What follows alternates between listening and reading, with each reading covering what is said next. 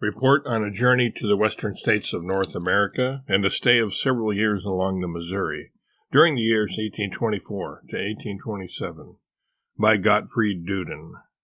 14th letter, Montgomery, September 1825. Part 1, number 19.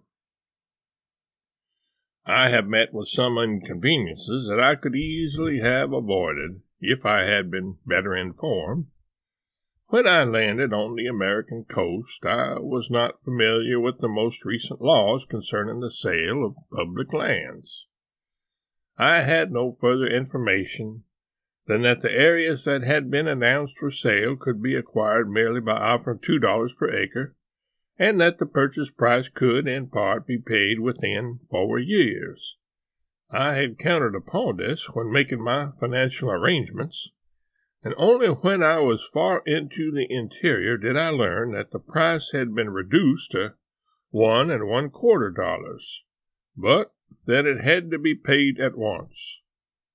However, the land that I had chosen was so attractive to me that I could not await the arrival of more money, so my supply of cash melted away. I did not neglect writing to Europe immediately, November of last year, and could hope for additional money by the end of March. Unfortunately, the letters were lost. Although actual embarrassment was prevented by loans from a friend in Baltimore, the entire summer passed without my being able to make the place habitable. But the time was not completely wasted. After all, I had the opportunity to learn much that was useful for my purposes. You will find some evidence of this in the following description, in which I shall tell you what happens when an American moves from already cultivated regions into the so-called wild country in order to establish a new homestead.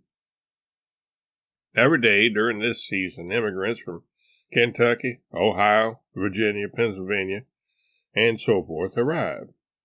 If these people had to travel in the European manner, their desire to emigrate would soon vanish. However, things are entirely different here. An Gottfried farmer who has sold his property advantageously in Pennsylvania or Virginia turns as if by instinct to the western states, to the lands in the Mississippi Valley. Usually he first undertakes a scouting expedition if he has not been sufficiently informed by dependable friends. For the time being, he leaves his family behind and travels on horseback in order to survey the country.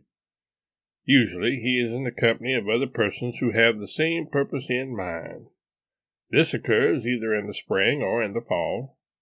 After his return, a plan for emigration is made in greater detail. Because of the continuously favorable weather, the plan is carried out in the fall. A large freight wagon, or several, according to the needs of the family, is loaded with the household goods in such manner that a covered space remains free for passengers. In addition to the household goods, tents and provisions are included: smoked pork, beans, peas, rice, flour, cheese, and fruit. Also, for the first week, bread and maize for the energetic horses. Thus the journey is begun. Sometimes the owner rides with his wife and children in a special wagon, sometimes in a coach, or he rides on horseback. If he has male slaves, one of these will be the driver. Otherwise, he or some other member of the family does it. On the entire trip of perhaps more than 1,200 English miles, there is no thought of stopping at an inn. During the feeding of the horses at noon, the kitchen also goes into operation. A stopping place is chosen near a spring or a brook, either in the shade or in the open according to the weather. A fire is quickly lighted and housekeeping proceeds as if they were at home. In the evening, more thought is given to the selection of the next campsite. If something is needed, such as cooking utensils or provisions, they stop near a farm and tents are set up, especially if the weather is bad. Some members of the party tend to the domestic animals, if the journey is not too long, even the cattle are taken along, and others are busy with the kitchen. Finally, the lodging for the night is prepared. Everywhere the wagon train stops for the night, the natives are polite and ready to supply what is desired. Household goods are loaned, provisions are sold at low prices, horses are granted places to graze if it is preferred to let them graze in the open. The latter rarely presents any difficulties.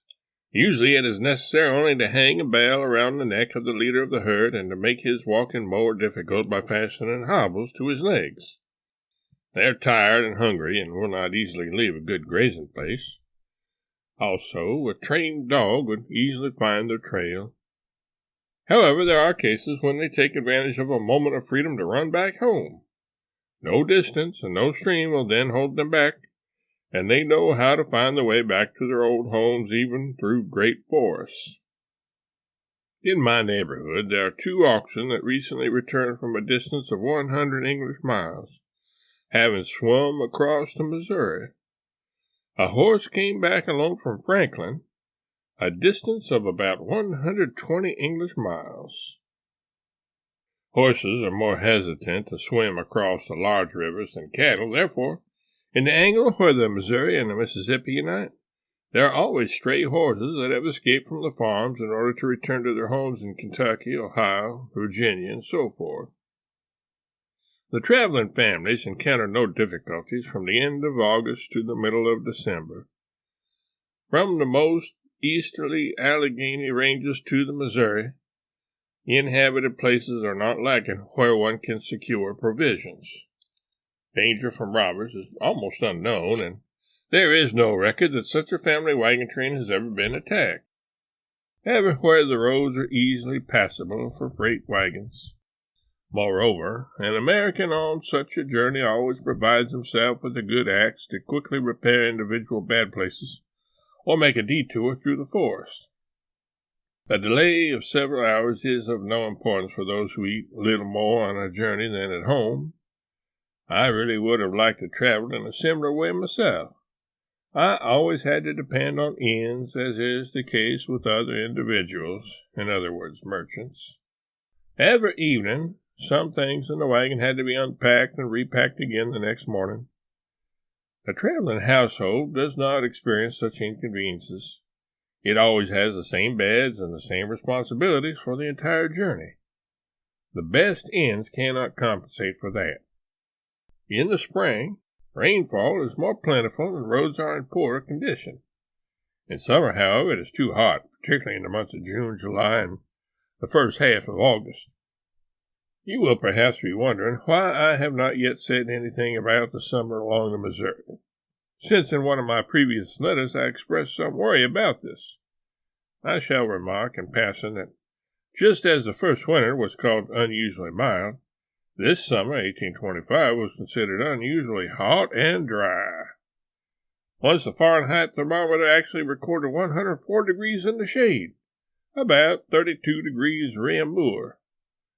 That the heat surpassed blood temperature was shown clearly enough by the fact that glassware and metal objects in the house felt very warm to the touch.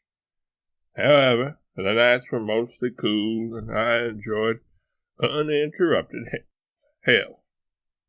In the future, I shall have the opportunity to say more about this matter. For today, I request that you follow the traveling Americans. As soon as the traveling family has arrived at the site of its new home, it stops at the exact spot where the buildings are to stand. Then an enclosure is erected as a temporary protection for household goods and tents, which are now set up for a longer period of time. Fencing is needed to keep out the cows of neighboring settlements. The young calves are also kept in this enclosure to restrict the movement of the freely grazing cows, which return regularly and without the slightest attention or care, constantly provide the family with milk and cream. The site for the house is chosen near a good spring or brook. A small building is immediately erected over the spring to protect it from pollution, and also to provide a cool place for storing milk, butter, and meat. The next concern is the building of a dwelling in the manner previously described. The wood for it is not hewn, and in the beginning only a barn-like structure is planned to provide temporary shelter. A second one is built for the Negroes, then a third to be used as a barn, and a smaller building to serve as a smokehouse. The tree trunks are felled in the neighborhood and dragged up by horses or oxen. The building itself is erected with the help of neighbors, if the family cannot manage it alone. Not more than 4 or 5 persons are required to erect such a building. Boards are sawed for doors and floors, or trees are split into planks, for which purpose the ash and hackberry trees are especially suitable. The hearth, together with the chimney, is built very simply of wood, lined below with the stone wall and covered at the top with clay. If the chimney is 6 inches higher than the top of the roof, smoke will not be a bother. The danger of fire depends on the construction of the stone wall and the clay covering. Anyone who looks upon such a dwelling with too much contempt is not familiar with the local climate. I have been in some where cleanliness and good furniture made for a very attractive appearance. Many families desire nothing else, since in other matters they live a life of plenty.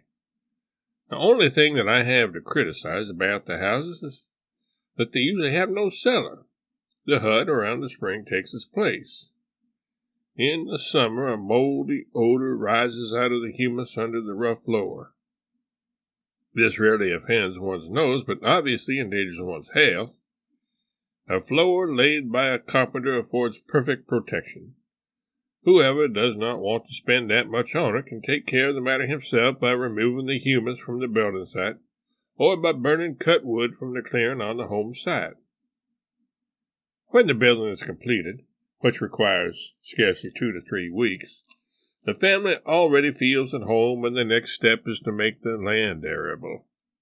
They usually begin by fencing in the chosen area in order to use it temporarily as an enclosed pasture for the horses and oxen, which they want to keep close for convenience. Nothing can be more erroneous than the European conceptions of the difficulties involved in turning mature forests into farmland. Even Volney estimates at 4 years the time a farmer needs to thin out, to clear, is the usual expression in America, a small field.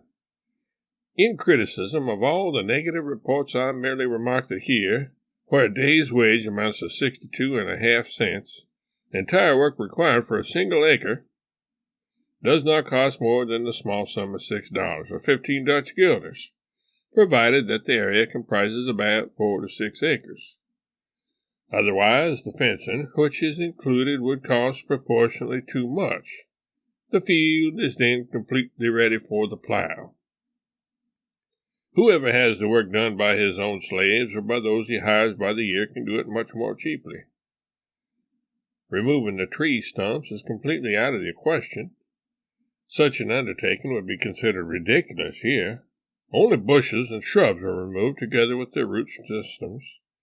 There is no heather here and no bilberries. These are found in other parts of the United States. On the other hand, on the treeless places now and then there are many hazel and blackberry bushes. Large trees are not even cut down.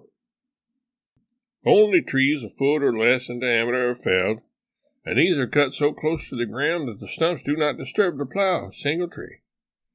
All large trees are merely killed, in other words, notches are placed all around through the bark into the wood.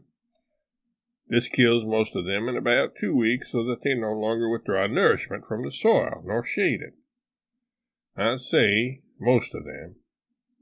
This is true of all species of oak, ash, and walnut trees. In the case of linden trees, the bark must be removed to some extent, and there are others that do not die until the 3rd year.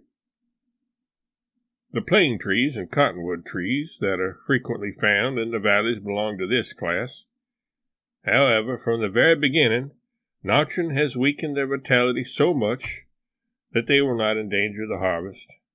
Since maize, cotton, tobacco, sweet potatoes, and so many other plants flourish only when planted a considerable distance apart, dried-up trees do almost no harm. Large trees rarely stand so close together that they are a hindrance to a wheelless plow, and the ones of lesser diameter are, as I said, cut down.